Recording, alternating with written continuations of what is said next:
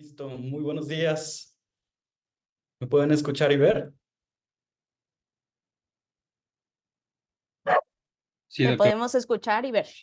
Perfecto. Muchas gracias, doctora Asia, por sus palabras introductorias y por supuesto, muchísimas gracias a todos ustedes por permanecer aquí conectados en este magnífico evento. La verdad es que ha estado increíble, ¿no? Para mí un honor estar el día de hoy. Y sin más, comenzamos con el tema de mucormicosis. El día de hoy nos corresponde hablar de highlights en mucormicosis. Y bueno, es esperado que nosotros consideremos que esta enfermedad se considera una de las infecciones fúngicas invasoras con mayor letalidad, ¿no? Y desde ahí empezamos mal, ¿no? Porque nuestros pacientes lamentablemente pueden cursar con formas sistémicas muy graves y por supuesto puede comprometer la vida. La información que tenemos en la actualidad sobre la letalidad de esta patología es que oscila entre 40 y 80% y pues es altísimo, ¿no? Definitivamente es un terror enfrentarnos ante este tipo de patologías fúngicas invasoras. El diagnóstico oportuno establecerá un tratamiento y mejorará el pronóstico y la calidad de nuestros pacientes. Comenzaré con un caso clínico. A continuación, es un paciente masculino de 15 años de edad, aquí está, con un ingreso a urgencias pediátricas por presentar celulitis orbitaria izquierda, proctosis palpebral, así como de manera simultánea una lesión necrótica en el paladar. Esto, por supuesto, que nos alertó desde un inicio y tiene en su historia clínica antecedentes de síndrome metabólico, antecedentes de diabetes mellitus tipo 2, obesidad e hipertensión arterial. Dentro de la sospecha clínica inicial se le tomaron algunos estudios de laboratorio y esos arrojaron una glucosa de 500 miligramos por decilitro y una hemoglobina glucosilada de 8.3. Al tener esa sospecha, se realiza una tomografía en donde documentamos un aumento de volumen y de la densidad de la región malar izquierda, evidencia de pansinusitis y una destrucción erosiva bastante importante del piso de la órbita, así como también miositis de los rectos. Lamentablemente, no lamentablemente no, más bien afortunadamente a este paciente se le realizaron dos procedimientos quirúrgicos. En el primero se hizo una debridación extensa de todas esas zonas necróticas y del hueso palatino, así como toma de biopsia para cultivo e histopatología y un drenaje interesante de los senos paranasales. El reporte histopatológico arrojó la presencia de hifas grandes y anchas, de característica no sectada. Ojo, esto es algo muy importante, es un highlight o una perla infectológica que debemos de recordar siempre. La no presencia de septos nos hará sospechar específicamente en este tipo de hifas. Ahora, la localización donde estaban ubicadas era a nivel perivascular, recordando que dentro de la patogénesis, la angioinvasión es icónica de estos pacientes. En la imagen previa, perdón, en esta imagen encontramos la lesión inicial de nuestro paciente con una lesión en el paladar. Vean francamente la necrosis que se puede evidenciar y en el ojo encontramos esa zona inflamatoria, el edema, la tosis al momento de su ingreso. Posterior a esto y al tratamiento y a todo el proceso que conllevó este paciente, en la imagen del lado derecho vemos la resolución del caso clínico y que incluso hace 2 semanas pudimos revisar a nuestro paciente en la consulta externa y el pronóstico ha sido bastante bueno. Tiene 1 año y medio en seguimiento y en realidad ha estado en buenas condiciones generales. No hay datos de recaída ni de reincidencia del proceso infeccioso. El cuadro clínico de este paciente nos llevó a iniciar de manera temprana el tratamiento con anfotericina B liposomal a la dosis de 5 miligramos kilo día durante 4 semanas. Se tuvo que pausar ese tratamiento debido a que desarrolló una nefropatía túbulo-intersticial y se hizo un step down por mejoría clínica y por efectos adversos a posaconazol, 400 miligramos cada 12 horas. No se documentaron efectos adversos y se logró egresar a nuestro paciente. Recibió una duración total de 6 meses y se logró el control a través de medicamentos con insulina, glargina y rápida. En realidad a nuestro paciente le fue bastante bien. Recordando que la mucormicosis En su taxonomía, es una infección micótica causada por hongos filamentosos del subfilo Mucormicotina, pertenecientes a la clase de Zygomycetes y al orden de mucorales. Dentro de estas especies, Rhizopus y Rhizomucor son las más comunes a nivel mundial. La prevalencia que tienen estos microorganismos oscila entre el 40 y el 50%, dependiendo de los centros hospitalarios.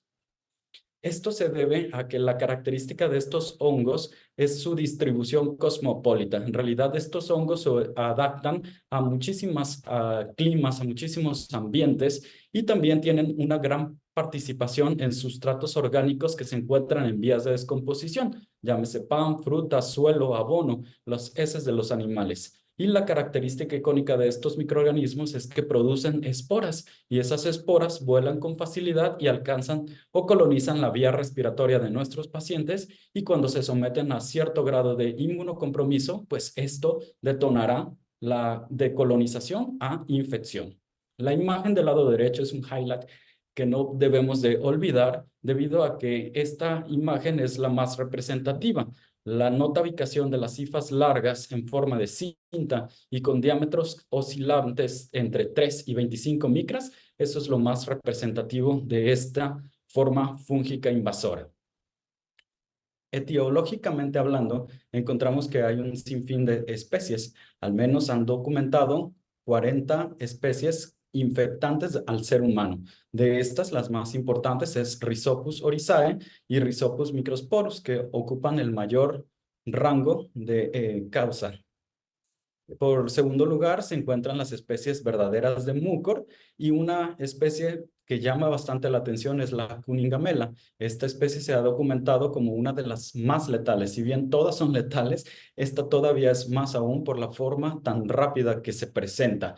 Y otra perla infectológica es que rápidamente progresivo, eso es lo que nos debe de hacer sospechar. Hay infecciones fúngicas como Mucor que puede desencadenar cuadros clínicos tan agudos y rápidos que incluso en 6 horas puede haber una necrosis impresionante de todas las estructuras que están a su alrededor. Y esto aunado a la característica que tienen de angioinvasión, que logra una diseminación por el torrente sanguíneo y alcanza prácticamente todas las estructuras, sobre todo en los pacientes pediátricos. Vistas al microscopio, en realidad parecen una flor muy bella, ¿no? Pero en realidad enfrentarnos ante ellos es todo un reto definitivamente. Si bien existen grupos poblacionales que están descritos como mayor capacidad de provocar este tipo de infecciones, hay huéspedes inmunocompetentes en la literatura que se han reportado, pero que no es lo más común, afortunadamente, ¿no? En cambio, lo descrito perfectamente es la población de riesgo. Todos aquellos pacientes que tienen un trastorno metabólico, llámese diabetes en descontrol o una acidosis metabólica, pacientes que requieren tratamientos por enfermedades concomitantes con glucocorticoides a dosis elevada o pacientes con neoplasias hemato-oncológicas. Estos niños pueden desarrollar formas fulminantes de la enfermedad. De igual forma, los niños con trasplantes de tanto órgano sólido o trasplantes de células hematopoyéticas. Los pacientes que viven con VIH y con grados de inmunosupresión bastante complejas, por supuesto que también estarán involucrados en esta casuística. Otras formas, no tan despreciables, pero también presentes, son las quemaduras, los pacientes con desnutrición o antecedente de consumo de fármacos como la deferoxamina. El arsenal de manifestaciones clínicas, los órganos, los aparatos y los sistemas involucrados por esta enfermedad es amplio. Si bien las de mayor interés clínico son las formas que involucran cara, cuello y sistema nervioso central, como las rinosinusitis, rinoorbitarias y rinocerebrales, por todas las posibles complicaciones que puedan presentar estos pacientes, ya que puede documentarse, evidentemente, esta trombosis de senos venosos y muchas complicaciones que incluso pueden comprometer la vida de los pacientes o generar una necrosis tan extensa con apropiación de muchos órganos allá a nivel del sistema nervioso central y las secuelas van a ser bastante contundentes. Si bien hay otras formas de presentación a nivel cardiovascular, son menos frecuentes, la mucormicosis cardíaca o mediastínica o el síndrome de vena cava superior. A nivel pulmonar, encontramos que la variante de signos y síntomas, así como características a nivel radiográfico o tomográfico son amplias, desde dolor pleurítico, hemoptisis, tos productiva, disnea progresiva, que son síntomas muy parecidos a tuberculosis. Habrá que hacer un diagnóstico diferencial bastante extenso y profundizado, ¿no?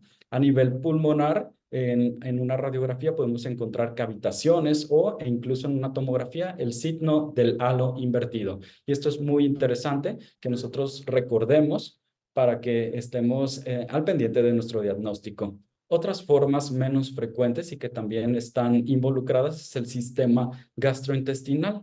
Hay mucormicosis gástrica, hay peritoneal, a nivel hepático se puede manifestar como abscesos hepáticos o complicaciones meramente espontáneas como enterocolitis o una perforación intestinal. Menos frecuente y dentro del abordaje de las osteomielitis crónicas podemos encontrar a mucormicosis ósea o en formas más agudas a nivel cutáneo, las lesiones con antecedente de un traumatismo, una infección de herida quirúrgica o un golpe podrían desencadenar mucormicosis cutánea y se presenta con eritema, induración y necrosis.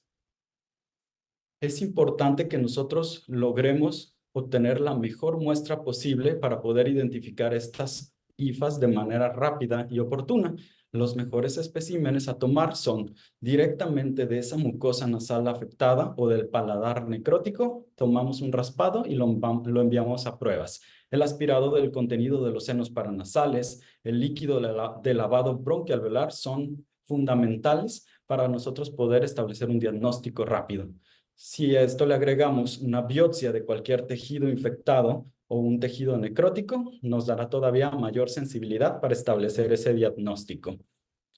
Entonces, una vez que obtenemos esas muestras, debemos realizar rápidamente las tinciones universalmente descritas. No me voy a profundizar en esto, solo recordar que son tres por excelencia: hematoxilina iosina, la Grocott-Gomori o el ácido periódico de Schiff. Entonces, estas tinciones son las que nos darán luz verde para poder identificar de manera rápida y sencilla nuestro patógeno al cual nos estamos enfrentando, que es todo un enemigo bastante complejo, definitivamente.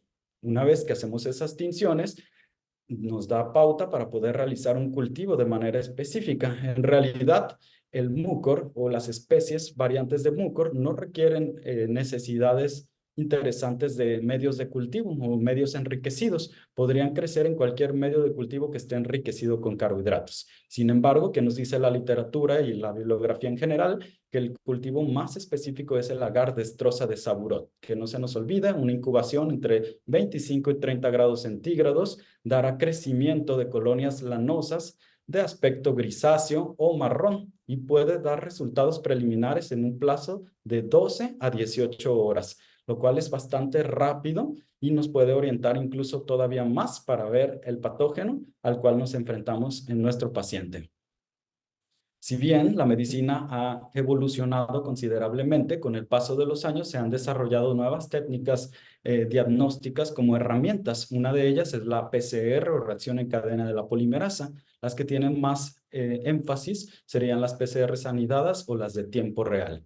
Hay algunos otros centros hospitalarios que ya cuentan con espectrometría de masas o MALDI-TOF. Estas nos pueden permitir lograr más rápido la identificación del microorganismo e incluso dar un antifungigrama que nos puede ser como un panorama preliminar. Si bien no hay un consenso que establezca cuáles son los puntos de corte bien establecidos para los mucor, nos puede orientar sobre si son susceptibles o no al tratamiento de primera línea, que es con anfotericina B. Concentraciones de 0.5 o más puede considerarse que son sensibles a anfotericina. Si bien hay también algunas otras pruebas más específicas que incluso se utilizan en países desarrollados o que se dedican con fines de investigación, hay dos pruebas específicas que nos ayudan a detectar y que están bastante en boga y que son muy sofisticadas, como son, ya identificando los mucorales, la detección de células T específicas que van a dar reactividad ante la presencia de esos mucorales. Esto logrará que se liberen de manera masiva ciertas interleucinas específicas para los mucorales. Dentro de ellas, las destacadas son IL-4, 10, 17 y el interferón gamma. Si ya recuperamos del medio de cultivo nuestra prueba positiva para cualquiera de las especies de mucor, pero queda la duda sobre qué especie en realidad es, se pueden realizar ya estudios genéticos. Esos estudios genéticos se corren a los aislamientos y son llamados ITS o del acrónimo Región Espaciadora Interna Transcrita, que van a detectar la presencia de ciertas peculiaridades del RNA de los hongos o de las formas mucorales de la subunidad 18, 5.8 y 28S y van a dar positividad y nos darán un perfil más amplio, genético, taxonómico e incluso verificarán la sensibilidad o la resistencia que puede tener a esta especie a ciertos antifúngicos que ya conoceremos o que ya conocemos y que hablaremos más adelante. Esto pues está realmente revolucionando. Me parece que es impresionante la forma en cual podemos avanzar todos los días en cuestión de ingeniería genética y medicina moderna.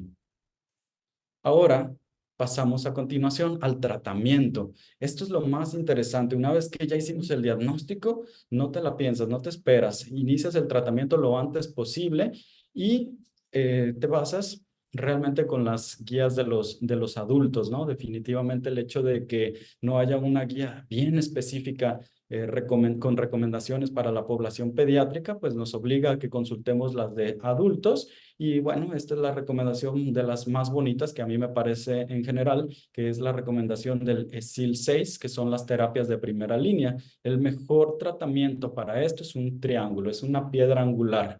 No hay que olvidar esto. Es un conjunto, una terapia antifúngica que precisaremos un procedimiento quirúrgico para poder debridar y contener el proceso y mejorar las condiciones subyacentes. No es lo mismo un paciente que está debutando con diabetes que un paciente que está finalizando un tratamiento para leucemia, por ejemplo, ¿no? Y bueno, pues esto sería el mayor grado de evidencia, es un grado A2. Dentro de la terapia antifúngica, el mejor tratamiento hoy por hoy universalmente sigue siendo la anfotericina B liposomal con un grado de B2 y la dosis es variable, no mínimo de 5 miligramos por kilo y se han documentado que hasta 10 miligramos por kilo podrían ser opciones, sobre todo cuando hay un involucro del sistema nervioso central. Siempre y cuando las condiciones renales y condiciones clínicas del paciente lo permitan, podríamos utilizar las dosis más elevadas.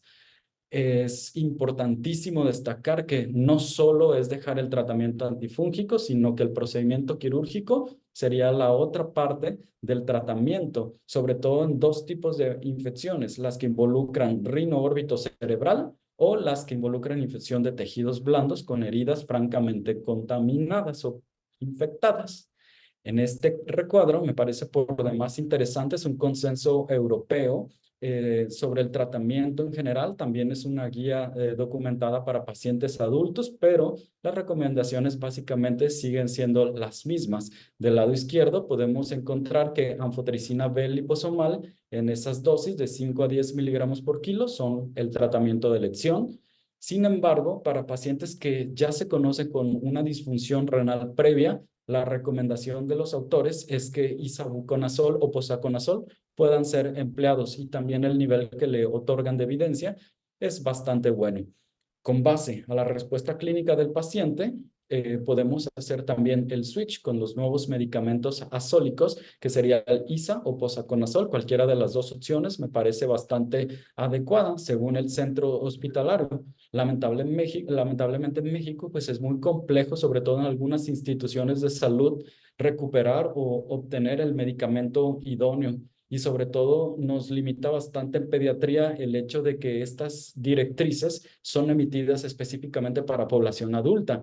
¿Por qué? Porque la formulación está aprobada precisamente tanto de POSA como ISA para los niños mayores de 13 años de edad. Sin embargo, diferentes estudios, diferentes escuelas han realizado algunos estudios probando este tipo de medicamentos, sopesando el riesgo del beneficio y han utilizado con seguridad estos medicamentos como POSA en pacientes entre 5 y 13 años de edad, de cual me parece bastante importante. Hay una corte turca que prueba este tipo de medicamentos y los resultados en realidad fueron bastante buenos, no tuvieron ningún efecto adverso ni ninguna complicación asociada con este tipo de administración de medicaciones. Y ahora, ¿qué pasa con los pacientes que tienen una mala evolución, a pesar de que requieran un tratamiento quirúrgico y que se inicie de manera eh, importante o de manera inicial el tratamiento con anfotericina B? La terapia de salvamento que recomiendan las guías de ESIL-6 es la combinación de algunos antifúngicos, ya sea anfotericina B liposomal con posaconazol o con caspofungina. Bien sabemos que el espectro de caspofungina es insuficiente porque es intrínsecamente resistente a los mucorales. La estrategia es buscar un efecto sinergista que mejore las condiciones del paciente clínico y el pronóstico del mismo. Para las terapias de mantenimiento, la recomendación también del ESIL-6 es el uso de posaconazol e iniciarlo tan pronto cuando se vaya a retirar la anfotericina, días antes del retiro de la anfotericina para lograr las concentraciones séricas de manera adecuada con la terapia elegida de posaconazol. Pero ahora viene la pregunta del millón. ¿Cuál es la duración del tratamiento? Y eso todo el mundo probablemente lo quiere escuchar o lo quiere encontrar descrito. Realmente no hay un consenso, no hay una información específica que nos diga tantos meses, tantas semanas, tantos días. No. Cada paciente es un individuo diferente. Hay que especificar para cada uno de nuestros pacientes cuánto. Si bien la literatura te dice hay pacientes que con 6 meses es suficiente, hay otros estudios que nos dicen 18, 24 meses y vemos cómo evoluciona. Sin embargo, hay 3 puntos muy importantes a considerar para poder decidir una suspensión de esta terapia altamente efectiva contra infecciones fúngicas. Una es que se normalicen las imágenes radiológicas. 2, que las biopsias y los cultivos sean negativos. Y 3, que haya una recuperación de la inmunosupresión. Es decir, como en el caso de nuestro paciente diabético, se logró contener esas cifras de glucosa y el paciente mejoró sus hemoglobinas glucosinadas y por lo tanto la respuesta que tuvo fue demasiado buena y por eso 6 meses fue el tratamiento que se le pudo ofrecer a ese paciente respecto a la evolución satisfactoria que tuvo.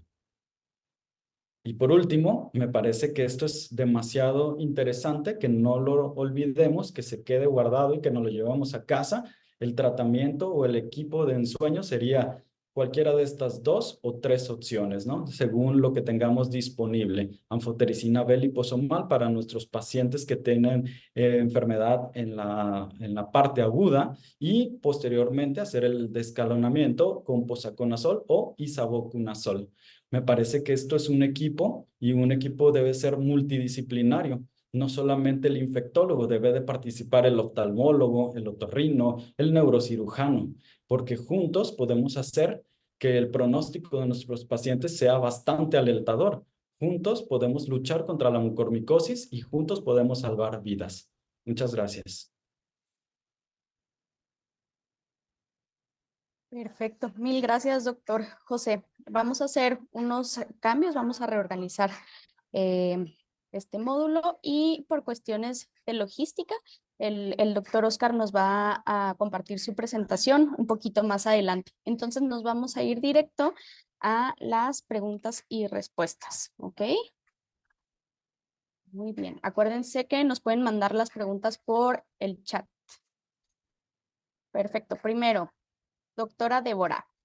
Nos hicieron varias preguntas de candidiasis neonatales, la verdad es que están muy interesantes y nos preguntan específicamente sobre la profilaxis en candidiasis neonatal y dicen, si en Miucin la candidiasis neonatal no es frecuente, ¿se recomienda dar profilaxis en menores de 1 kilo? Aquí en el caso de si, bueno, se ha establecido que la frecuencia serían más de 10%, por eso sí tenemos que hacer estudios epidemiológicos en nuestros centros para saber cuál es nuestra frecuencia de candidiasis específicamente en la UCIN. Si no tenemos este porcentaje de prevalencia, entonces no se recomendaría dar la profilaxis. Sin embargo, también es importante individualizar los casos donde si tenemos más más factores de riesgo como cirugía abdominal, el uso de los antibióticos, pacientes que están con ventilación mecánica y aparte, pues que pesen menos de 1 kilo, considerarlo. Sin embargo, como indicación absoluta, no estará indicado. Perfecto. También nos preguntan, ¿cuál sería el manejo en neonatos y lactantes de candidiasis oral? Bueno, candidiasis oral puede ser manejada con tratamiento con nistatina, tratamiento tópico. La nistatina es un polieno como la anfotericina y pues es altamente efectivo en el manejo cuando la infección está localizada a nivel oral. Eh, Hay que pues nada más considerar si el paciente tiene algún otro dato clínico o algún otro factor de riesgo para tener candidiasis ya invasiva, pero de forma local con nistatina es adecuado. Perfecto. También nos mandan saludos desde Nicaragua. Muy bien. Otra pregunta también de Cándida. ¿Se puede continuar con fluconazol a dosis altas si en la identificación vemos que es una Cándida glabrata y el paciente está respondiendo bien o es mejor cambiar? Y Bueno, bueno, sí, sí. si quiere. Y ahorita le digo la otra. Sí, muy importante y muy buenísima pregunta. Es algo que nos enfrentamos mucho en los hospitales, digo, dependiendo también los métodos de identificación y de susceptibilidad que tengan, porque, por ejemplo, el VITEC muchas veces ni siquiera reporta pues la concentración mínima inhibitoria del fluconazol. Sin embargo, si te están reportando que, bueno, si ya estás con fluconazol y el paciente va respondiendo adecuadamente y reportaron una glabrata como ya tu aislamiento, siempre es importante corroborar con un hemocultivo negativo. Evidentemente, si tienes un catéter, siempre se tiene que, y que no se va a poder quitar, que siempre vamos por a que se quite ese catéter. Sin embargo, hay ocasiones en las que pues vemos que pues son situaciones ya muy complejas de los pacientes donde no se pueden retirar los catéteres. Siempre tenemos que evidenciar que la infección esté que el hemocultivo esté ya sin desarrollo para poder determinar que la infección está resuelta y de esa forma poder continuar. Sin embargo, si es una situación compleja, lo que dicen las guías, por eso siempre es indicado empezar con la equinocandina. Sin embargo, pues cuando no tenemos disponible la equinocandina o por otras razones, muchas veces, por ejemplo, nos enfrentamos a pues la cándida que está aparte, que está en hemocultivo, también está en urocultivo. Recordemos que las equinocandinas no tienen una adecuada penetración pues a la vía urinaria, al tracto urinario, entonces de esta forma nuestra terapia ideal sería el fluconazol. De esta forma siempre tenemos que evidenciar que el cultivo esté negativo para poder continuar con ese tratamiento. No sé si con eso respondí la pregunta. Perfecto. Y nos preguntan, ¿qué tan frecuente es la resistencia de Cándida parapsilosis a la caspofungina? Bueno, también súper buenísima pregunta. Aquí pues tenemos una situación importante que Candida parapsilosis presenta de informe in vitro concentraciones mínimas y minitorias más elevadas específicamente a todas las equinocandinas. Incluso se determina que incluso tiene una acción más bien fungistática en vez de fungicida. Sin embargo, clínicamente, pues no se ha visto que al tener una concentración mínima inhibitoria mayor, esto pues tenga alguna implicación clínica o que el paciente no responda adecuadamente con las equinocandinas. Existen reportes como tal, pues una cifra de prevalencia actualmente no la tengo pues reportada. Sin embargo, sí hay reportes en ciertos países, ya bastantes países donde se reporta un aumento de la resistencia de Candida parapsilosis a las equinocandinas, incluso a las 3 equinocandinas que normalmente tenemos disponibles, anídula, micafungina y caspofungina. Y bueno, se reportan también incluso como Candida parapsilosis multidrogo resistente, también es resistente a soles. Sin embargo, siempre hay que considerar eso con el laboratorio. Si nos están reportando con una Candida parapsilosis resistente, igual ahí mismo también tenemos que evidenciarlo en la clínica y que el hemocultivo también o el cultivo ya esté negativo para poder continuar con nuestro tratamiento de equinocandina. Perfecto. Muy bien. Muchísimas gracias, Débora. Para el doctor José Sil Santos.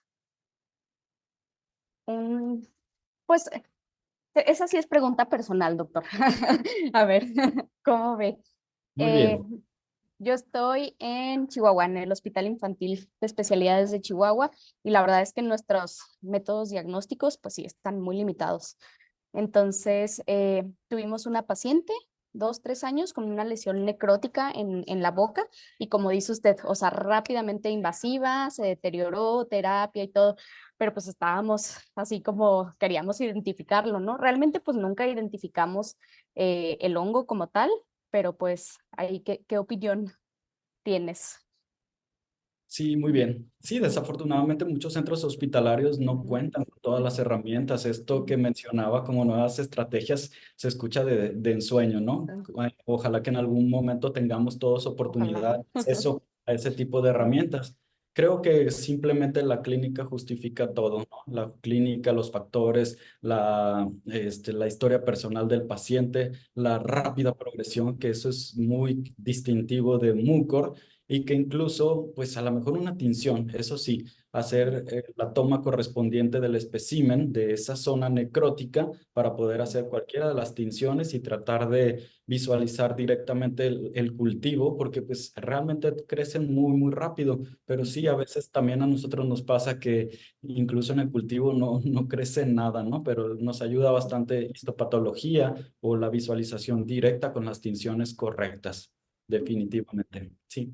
El Y fin ahí, justifica medios. y ahí Iniciar, sería iniciar tratamiento, ¿no? Sí. iniciar tratamiento de cualquier forma, Y fuera quirúrgico. cualquiera de las otras IFIs, en realidad con anfotericina B estamos en zona de confort, ¿no? Porque es la de más amplio espectro y pocos microorganismos se podrían escapar a eso, ¿no? A diferencia si nos vamos de un aspergillus o otra de las formas, que por ejemplo el tratamiento sería con voriconazol y que no hay espectro para anfotericina, pues ahí sí es diferente el escenario. Entonces, a la segura, ante la alta sospecha, hay que instaurar el tratamiento lo antes posible, iniciar anfotericina B liposomal y ya ver la respuesta clínica y después investigamos todo lo demás. ¿Va? Me parece perfecto. Eso fue lo que hicimos. Qué bueno, Muy excelente. ¿Y le fue bien. al paciente? Para la sí, sí tuvo pues larga estancia intrahospitalaria y pues sí, o sea, procedimiento quirúrgico sí fue extenso, pero se fue a su casa después de 2 meses. Súper bien. Muy bien. Eh, para la doctora Pau Cuevas. Pau, ¿me escuchan? Siento que me trabé un poquito.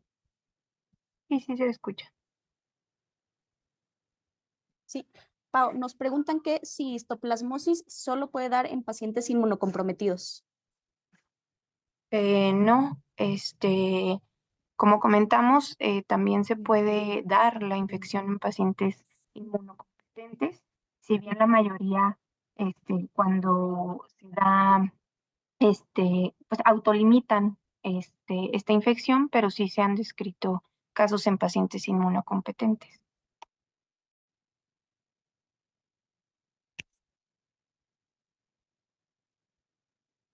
Perfecto. Muy bien. Me ando trabando un poquito. Se escucha claro, doctora. ¿Sí? Gracias. Perfecto. Ok. Igual, Pau, en un paciente con histoplasmosis diseminada, la profilaxis secundaria se modifica en aquellos que continúan administración de quimioterapia. En cuanto a la profilaxis, de lo que yo he revisado, solamente está descrita en pacientes con VIH-Sida, como comentamos, con menos de 150 CD4s. Sí está indicada. En otros pacientes con inmunocompromiso, se debe de individualizar el caso. Es lo que yo he revisado. No sé si otros expertos tengan alguna otra respuesta.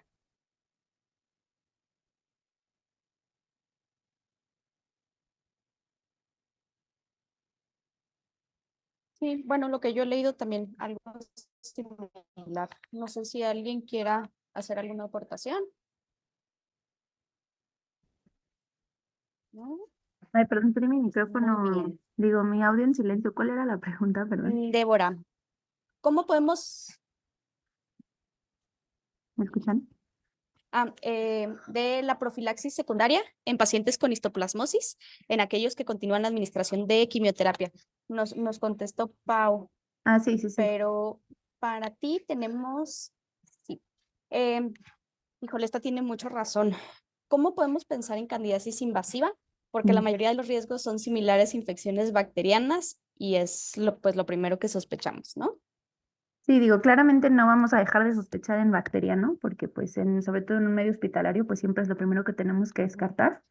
Sin embargo, siempre tenemos que considerar que estos factores de riesgo pueden que se presenten y que además el paciente persista con malas condiciones a pesar de un manejo antibiótico que ya se instauró y el paciente persiste mal o ya con el tratamiento antibiótico mejora y después vuelve a empeorar, siempre tenemos que abordar hongos, ¿no? Y siempre, muchas veces, se instaura de forma conjunta el tratamiento antibiótico, el escalamiento antibiótico junto con el tratamiento empírico antifúngico.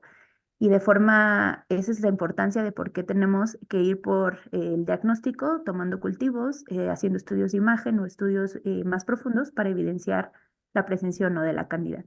Entonces, creo que sí es algo complejo, siempre considerar sus factores de riesgo, pero también, no, por ejemplo, los enfrentamos al paciente quirúrgico, al paciente que está en la unidad de cuidados intensivos, que tal vez no está neutropénico, o tal vez no tiene esteroide, o tal vez no tiene otros de los factores de riesgo como súper característicos, pero siempre es importante considerarlo.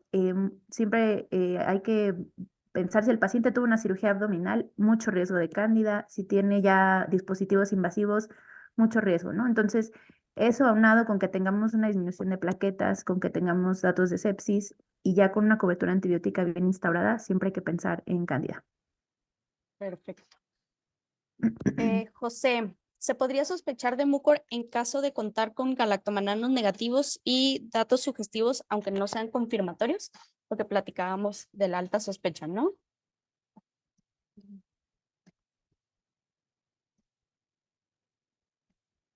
Hola, listo.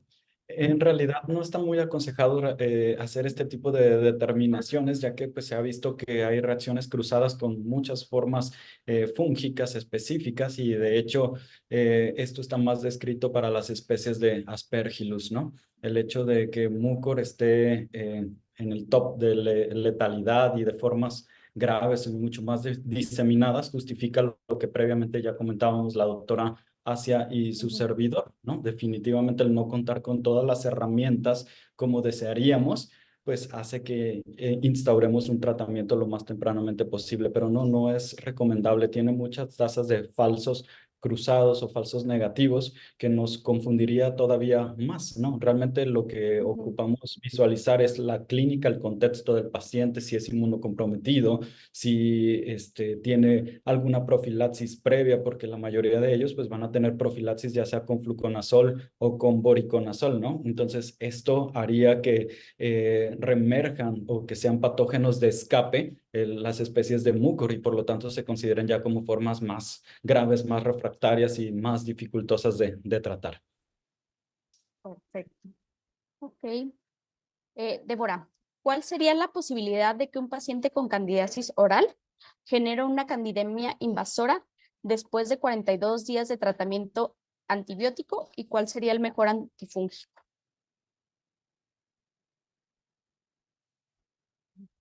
Ay, perdón, estaba apagado mi micrófono. No quiero ser repetitiva, pero factores de riesgo. O sea, consideren, si tenemos un antibiótico por 42 días, eso es un factor de riesgo muy importante. Y si desarrolla datos clínicos, nuevamente fiebre, sepsis, etcétera, hay que tomar hemocultivos. Recuerden algo que tal vez no mencioné, los hemocultivos aerobios tienen perfectamente las condiciones para que desarrolle cándida, no necesitan tomar algún otro tipo de hemocultivo más diferente o alguna otra técnica. Entonces, en esos mismos hemocultivos tenemos el rendimiento para el aislamiento de levaduras. Entonces, ante este paciente que, digo, desconozco si es un caso de la vida real, seguramente sí, pero si tiene otros factores de riesgo, neutropénico, catéter, etcétera, tiene todos los factores para desarrollar una candidemia. Recuerden que dijimos que parte tanto de alteración de mucosas, puede ser esto colitis neutropénica, pero también puede ser candidiasis oral. Ok. ¿Y en qué pacientes realmente tendría valor diagnóstico encontrar candiduria? Bueno, sí o sí, neonatos, siempre tenemos que darle valor a la candiduria en neonatos y ir a buscar dónde más puede tener el hongo, o sea, ir a sangre y buscar, como ya dijimos, fondo de ojo, cardio, todo. Eh, Ahora, esto es muy controversial y siempre es algo con lo que nos enfrentamos, sobre todo con los servicios que nos interconsultan, ¿no? Considerar si el paciente tiene factores predisponentes, específicamente una sonda urinaria. Siempre tenemos que repetir esta muestra con una sonda urinaria. Si se puede retirar, ya retirando la sonda o recambiando esta sonda.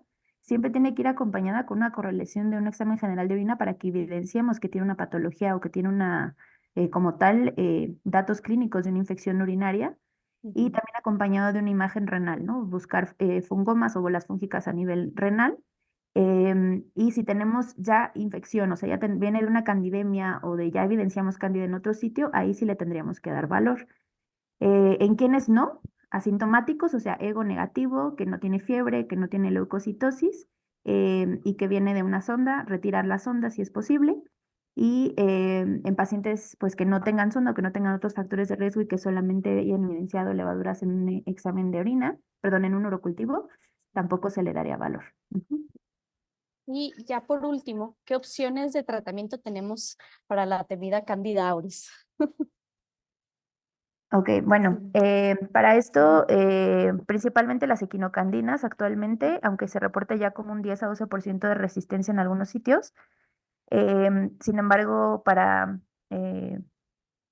anídula fungina, perdón, micafungina es la equinocandina como de elección, y pues se puede agregar anfotericina B a esto si es que pues tenemos un perfil de susceptibilidad adecuado para anfotericina. Azoles en realidad pues no nos funcionarían, entonces terapia combinada con esto y siempre pues también retirar catéter, todo lo que tenemos que hacer para controlar el foco de infección. Bueno, perfecto. Mil gracias. Con esto Gracias a cerramos el ustedes. módulo de micología. Gracias, Débora. Gracias, José. Gracias, Pau. Y nos vamos a receso para continuar 11:20 con el módulo de infecciones asociadas a la atención de la salud.